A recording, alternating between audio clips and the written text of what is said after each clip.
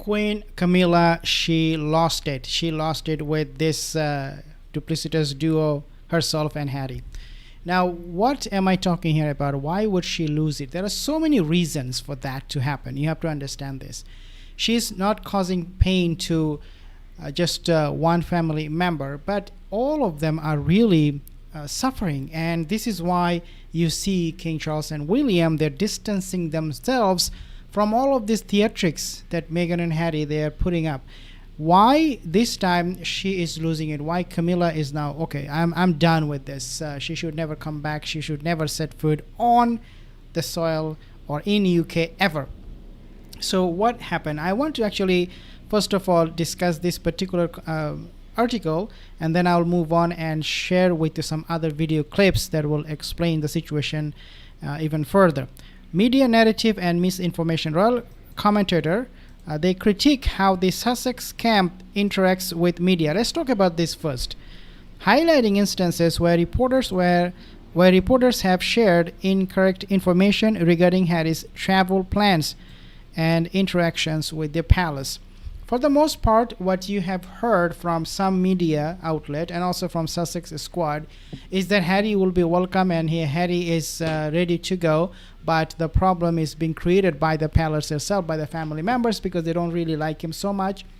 And therefore, they will try their best to paint Harry as the victim.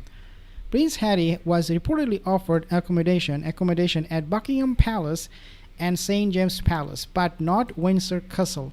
And this is where the problem started. When he was not offered anything from the Windsor Castle because William objected to it, he lost it. He was like, no, I need to be treated just like my brother. Well, you are not like your brother. You are not working royal family member at all. You are not royal at all to begin with. Forget about working. He doesn't know what it means to work, quite honestly. So analysts discuss his shifting stance on these offers, suggesting that his decisions are driven by his desire for the same status as his brother, Prince William. He's not going to get the status. Royal strategy. So royal commentators suggest that King Charles and Prince William are taking control of their own narrative, distancing themselves from the drama associated with the Sussex brand.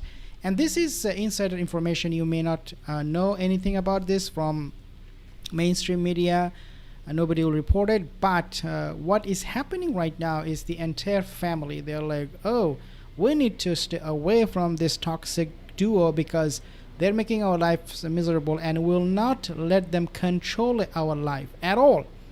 So even though you see King Charles communicating with Harry, but that is at the minimal level possible.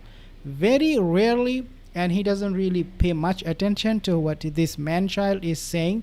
For the most part, maybe he is taking up 0.0000001% of King Charles's time, Harry, right?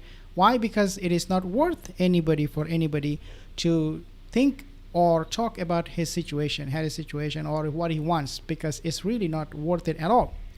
Now we have upcoming legal context. Analysts reference a Daily Mail case on July 7th, 26, suggesting this has influenced Harry's recent decisions regarding his stay in UK and attempts to avoid public scrutiny.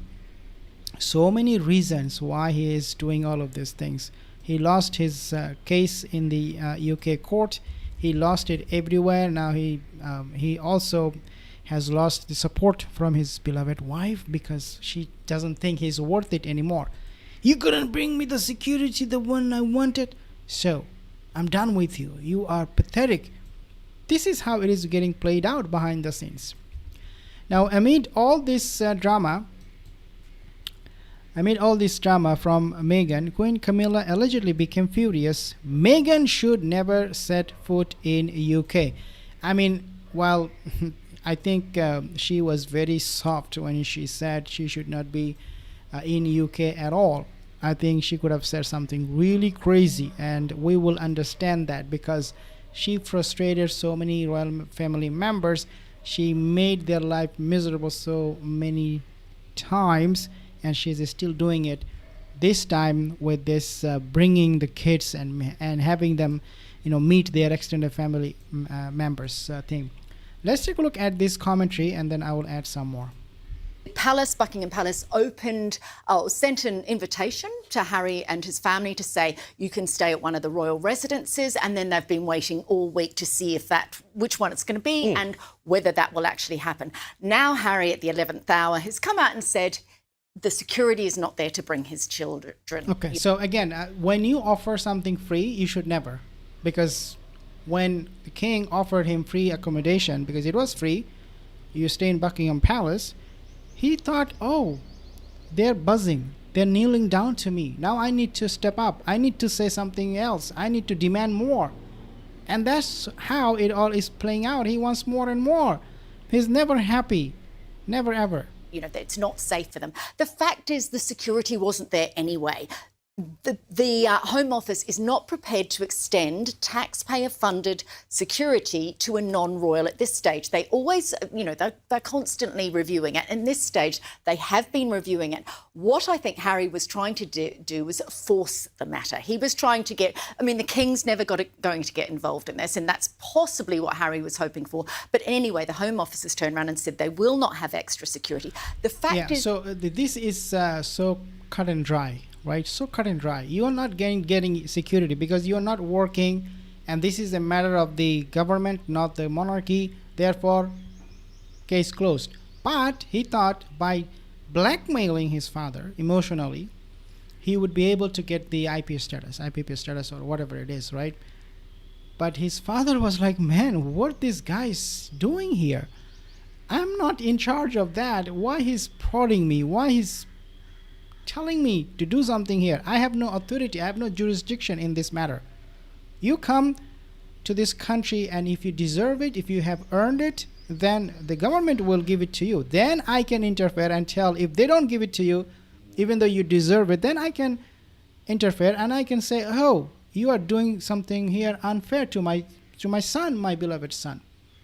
But no, they're doing nothing unfair to him. He doesn't deserve none of those things. But again, he fights. Though that if they are in a royal palace, they do have that security. So there's just this petulance, this back and forward. Realistically, what Harry was trying to do with this trip was, yes, bring the family together, but you can also see it was really an attempt to give them greater relevancy again. Well, yeah, it just seems... they wanted to use the kids to get the IPP status, right? They thought, Meghan and Harry, they thought this is the best thing that can happen after we have the surrogate invisible children, that we can use them, leverage them, blackmail our father into getting the security that we want. And if he doesn't, then of course he's never going to see the children. How in the whole world a son can do this to his father this way? How he can treat his father this way is something beyond me. Let alone a prince doing it to his father. Normal human ordinary being would never do this. He should know that people are fed up. People can see right through his deception, his lies, and his victimhood narrative that he's trying to peddle in order to get what he wants. Subscribe.